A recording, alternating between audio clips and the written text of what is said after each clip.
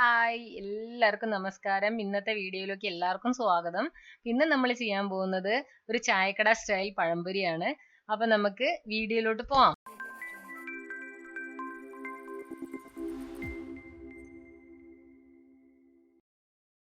അപ്പൊ പഴംപൊരി ഉണ്ടാക്കാനായിട്ട് ആദ്യം തന്നെ 1 കപ്പ് മൈദയാണ് ഞാൻ എടുത്തിട്ടുള്ളത്. ഇനി 1 ടേബിൾ സ്പൂൺ അരിപ്പൊടി ഇട്ട് കൊടുക്കുകയാണ്.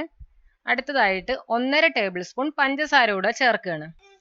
ഇനി 1/4 ടീസ്പൂൺ സോഡാപ്പൊടി കൂടെ ചേർക്കാം. പിന്നെ കുറച്ച് മഞ്ഞൾപ്പൊടി, ഇത് കളർ കിട്ടാൻ വേണ്ടിയിട്ടാണ് ആഡ് ചെയ്യുന്നത്. ഇനി ആവശ്യത്തിന് ഇത്തിരി ഒരു നുള്ളു ഉപ്പും കൂടെ ഇട്ട് കൊടുത്തിട്ട് ഇത് ചെറിയ ചൂടുവെള്ളത്തിൽ ഒന്ന് കുഴച്ചെടുക്കാം. അപ്പൊ ചെറിയ ചൂടുവെള്ളം വെച്ചാൽ ഇളം ചൂടുവെള്ളം, ഒന്ന് ആ തണുപ്പ് കിട്ടാൻ മതി വെള്ളത്തിന്റെ, കൂടുതൽ ചൂടായി പോവരുത്. അത് വെച്ച് കുറച്ച് കുറച്ച് ഒഴിച്ചു കൊടുത്ത് നമുക്ക് ഭയങ്കര ലൂസായിട്ടും അല്ല എന്നാൽ ഭയങ്കര തിക്കും അല്ല, അങ്ങനെ ഒന്ന് മിക്സ് ചെയ്തെടുക്കുക. അതിന് ഇതാ കണ്ടോ, ഈ ഒരു രൂപത്തിലായിരിക്കണം മാവിരിക്കേണ്ടത്. ഇനി ഇതിനെ നമുക്ക് ഒരു 2 മണിക്കൂർ റെസ്റ്റ് ചെയ്യാൻ വെക്കാം. സമയം ഉണ്ടെങ്കിൽ ഒരു 3-4 മണിക്കൂർ വെച്ചാലും നല്ലതാണ്.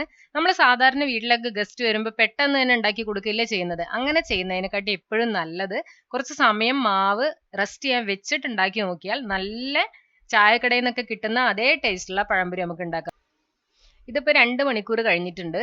ഇനി നമുക്ക് പഴംപൊരി ഉണ്ടാക്കാം. ഇതിനായിട്ട് ഞാൻ നേന്ത്രപ്പഴം എടുത്തിട്ടുണ്ട്. ഇനി ഇതിനെ നമുക്ക് കട്ട് ചെയ്ത് ഈ ഒരു തിക്നെസ്സിലാണ് കട്ട് ചെയ്യേണ്ടത്. ഇനി ഇത് നമുക്ക് മാവിൽ മുക്കിയിട്ട് ഫ്രൈ ചെയ്തെടുക്കാം. അതിനായിട്ട് ഇതാ ഞാൻ പാൻ അടുപ്പിൽ വെച്ചിട്ടുണ്ട്. അത് ചൂടായപ്പോൾ അതിലേക്ക് വെളിച്ചെണ്ണ ഒഴിച്ചു കൊടുത്തിട്ടുണ്ട്.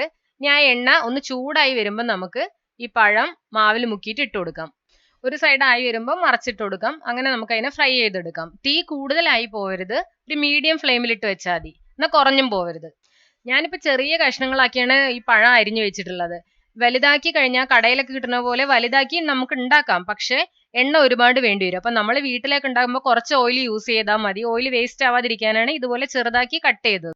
അപ്പൊ നമ്മളെ പഴംപൊരി റെഡി ആയിട്ടുണ്ട്. ഇത് ചായയുടെ കൂടെയൊക്കെ വൈകിട്ട് ഈവനിങ് സ്നാക്സ് ആയിട്ട് നമുക്ക് സിമ്പിൾ ആയിട്ട് പെട്ടെന്ന് കുട്ടികൾക്കൊക്കെ ഉണ്ടാക്കി കൊടുക്കാൻ പറ്റിയതാണ്.